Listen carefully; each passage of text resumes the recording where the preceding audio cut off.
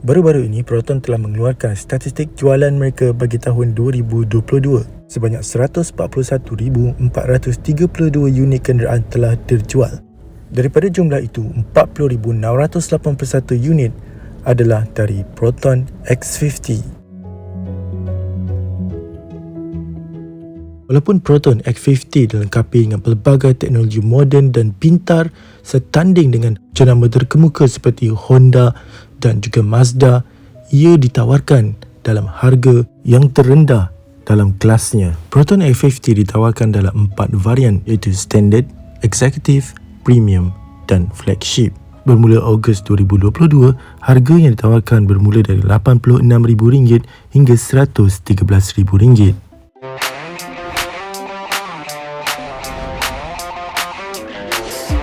Ramai yang berpendapat bahawa produk Ativa bukanlah bandingan untuk Proton X50 yang lebih besar dan lebih berkuasa.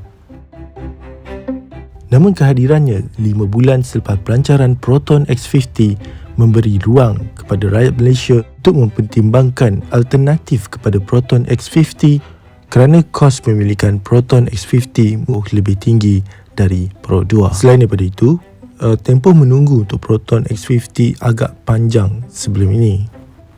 Pada awal Januari baru-baru ini, Pro 2 telah mengumumkan bahawa jumlah keseluruhan jualan bagi tahun 2022 ialah sebanyak 289,054 unit, iaitu melepasi daripada target mereka iaitu 250,000 bagi tahun 2022.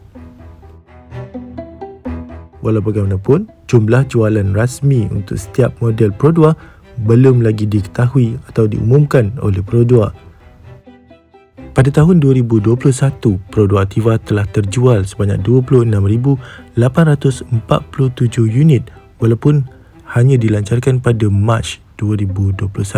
Jualan Proton X50 pada tahun tersebut mendahului sebanyak 28,774 unit, sekaligus menjadikannya sebagai SUV terlaris pada 2021 dan seterusnya pada tahun 2022, sekali ganda, iaitu lebih 40,000 unit. Walaupun produk Ativa bukanlah setanding dengan Proton X50, tapi ia mempunyai kekuatannya yang tersendiri.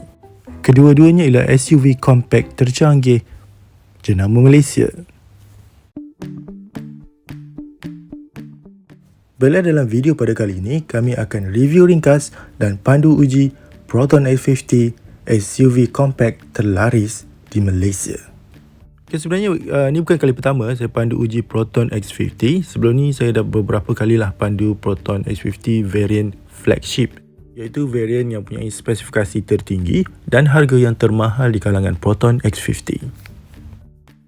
Sebenarnya memang saya berminat untuk membeli Proton X50 variant flagship ni, tetapi atas beberapa faktor saya telah bertukar fikiran. Antara faktornya ialah menunggu terlalu lama lah pada masa tu lah. Sekarang mungkin dah lebih cepat dan mungkin kurang daripada setahun dah boleh dapat Proton X50 ni. Tapi pada kali ini kita akan pandu uji variant executive, variant pertengahan lah boleh dikatakan, variant di bawah premium. Antara perbezaan variant executive dengan premium dan flagship ialah meter clusternya yang ada dual mode, analog dan juga digital. Kalau anda lihat di tengah-tengahnya ada multi info display dan kanan kiri itu analog meter yang biasa. Antara ciri dalaman yang paling saya suka dalam Proton X50 ni ialah steering dia. So selain design yang sporty untuk steering Proton X50 ni, dia juga very functional lah, terutama di bahagian bawah tu. Kalau anda lihat dia flat, jadi jika anda setting steering terlalu rendah ataupun setengah orang dia agak besar kan, bila dia keluar ataupun masuk dengan selesa lah, tak ada masalah tersangkut ke dengan steering di bahagian bawah tu. Okay, kumpulan button di sebelah kanan steering Proton X50 ni ialah untuk kawalan infotainment. Antara button yang saya suka kat situ ialah button mute yang mana untuk produk Ativa kita kena tekan mode lama dalam 2 saat macam tu baru dia akan matikan terus sistem infotainment. Tapi yang ni kita boleh mute kan ataupun padamkan volume saja, tanpa perlu matikan sistem infotainment. Di mana button mute produk Ativa terletak pada skrin infotainment tu sendiri. Kemudian di sebelah kiri lebih kepada kawalan MID, di tengah-tengah meter cluster tu ada MID, dan juga cruise control selain Bluetooth call.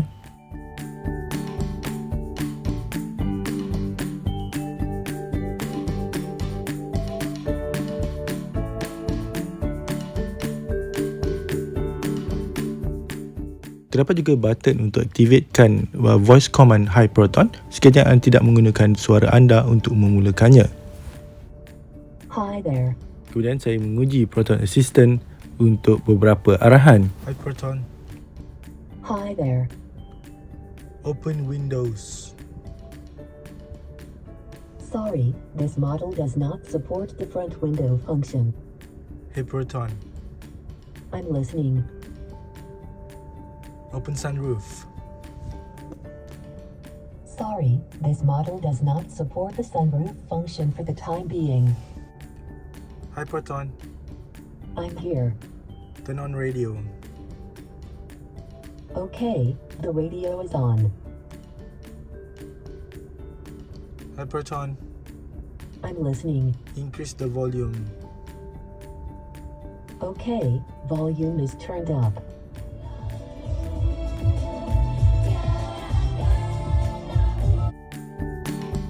Satu lagi ciri yang menarik tentang Proton X50 ni ialah sistem aircon digital satu zon. Apakah setting yang anda lakukan pada aircon akan dipaparkan pada skrin infotainment.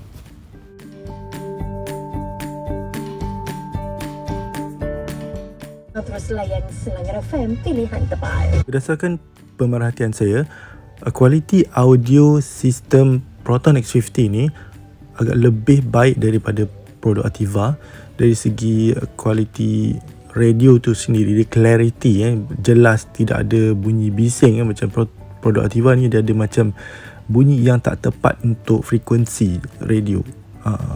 Dan juga bass, dari segi bassnya Proton X50 ni agak lebih baik. Okay, trik button untuk Proton X50 ni terletak di hujung tuil untuk lampu di sebelah kiri. Tapi trik button untuk Proton X50 ni dia tak sama macam produk Ativa. Produk Ativa dia ada tunjukkan trip A, B dan odometer saja. Tapi dekat Proton X50 ni dia ada lebih lagi maklumat. Kalau dalam produk Ativa, maklumat-maklumat tambahan tu diletakkan dalam eco, dalam fungsi eco, maklumat yang sama seperti dalam trik button Proton X50 ni lah. So dua-dua kereta ada trik button tapi information yang dipaparkan tak sama. Kemudian dekat MID tu, dekat tengah-tengah panel tu, dia boleh dipaparkan juga stesen radio yang kita tengah play sekarang ni, yang ada di infotainment. So maknanya bukan saja setakat tentang pemanduan dekat MID tu, tapi juga apa yang ada dekat infotainment pun boleh dipaparkan kat situ. Masuk juga Bluetooth phone. Cuma saya lebih suka kalau button ni diletakkan pada steering juga.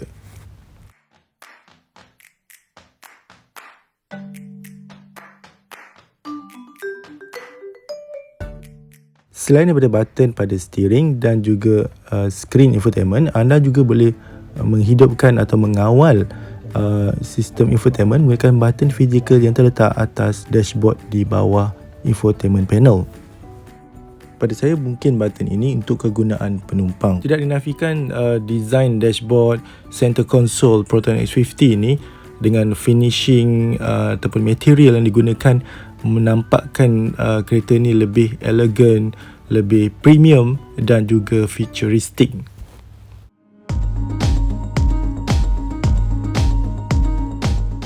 Proton X50 dilengkapi dengan electronic parking brake dan juga auto hold. Terdapat juga button eco mode dan juga sport mode pada center console ni. Selain itu juga saya tertarik dengan gear knob untuk Proton X50 ni, di mana button P ni terletak di atas gear knob. Reka bentuknya yang unik dan futuristik mengingatkan saya dengan Honda HR-V 2019 yang lebih kurang sama desainnya, tetapi untuk HR-V 2023 ni ialah kembali kepada gear knob yang hampir normal, lebih panjang seperti biasa.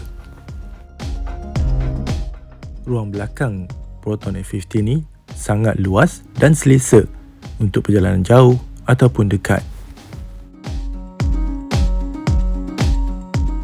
Aircon vent dan 2 USB port di belakang meningkatkan lagi keselesaan penumpang. Selain itu juga, lampu bacaan untuk penumpang di belakang ada 2, iaitu untuk penumpang sebelah kiri dan juga di sebelah kanan. Terdapat juga penyangkut berhampiran dengan headrest, pemandu dan juga penumpang hadapan. Seat penumpang ni boleh dilipat walaupun tidak rata sepenuhnya. Dan bila anda duduk saja dekat seat pemandu Proton X50 ni, memang automatically rasa premium. So first sekali comfortable ataupun keselesaan seat tu sendiri semi bucket. Kemudian pegang steering wheel dia yang sporty tu, dan tangan kiri kita boleh capai center console ataupun armrest kat belakang tu, jadi macam kereta ni luas. Kemudian anda melihat kepada dashboard di infotainment tu, kat tu ada finishing berwarna silver kan. So memang automatic kereta ni anda rasa macam level-level Peugeot kan, kereta-kereta yang finishing dia cantik lah. Dan sebagai pemilik Pro 2 Ativa, saya akui bahawa SUV ni, Proton X50 ni berada di kedudukan level yang lebih tinggi lah. Orang kata another level dari segi keselesaan, dari segi design dan juga dari segi performance. Baiklah, tanpa membuang masa lagi, mari kita drive Proton X50 variant executive ini dan kita kongsikan pengalaman pemanduan.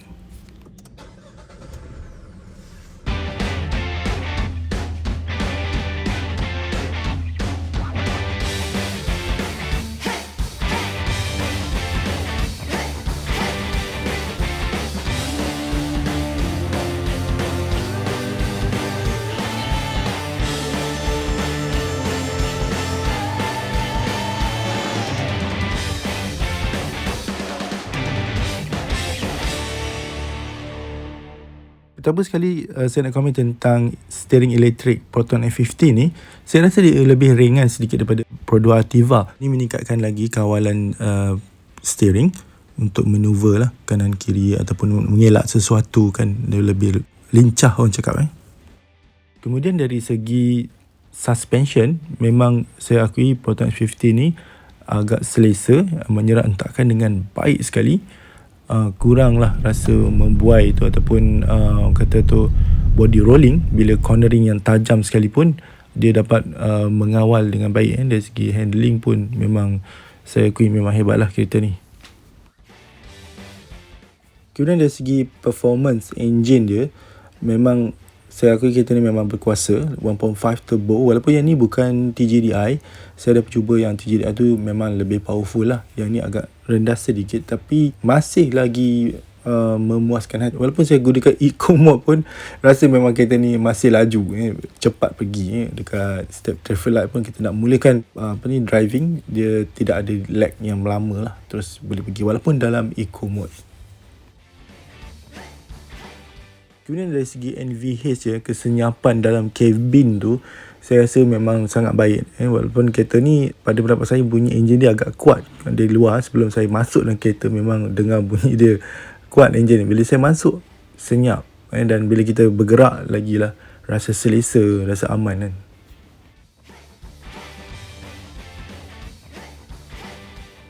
Dari segi gegaran, Proton X50 ni juga menggunakan 3 silinder macam Ativa, tapi gegaran dashboard tu saya tak rasa lah. Dekat steering pun tidak ada rasa gegaran. Ativa ada sikit sebab waktu berhenti semasa enjin hidup lah, tapi taklah ketara sangat. Dalam X50 ni memang saya rasa hampir tak ada. Okay, dari segi keselamatan pintar, untuk varian executive ni dia tidak ada kamera ADAS tau kat atas tu. Semacam flagship ataupun premium dia ada. Jadi yang ni kita tak boleh nak tengok lah dari segi AEB, blind spot monitor, adaptive cruise control dan macam-macam lagi yang ada dalam flagship dan juga premium lah.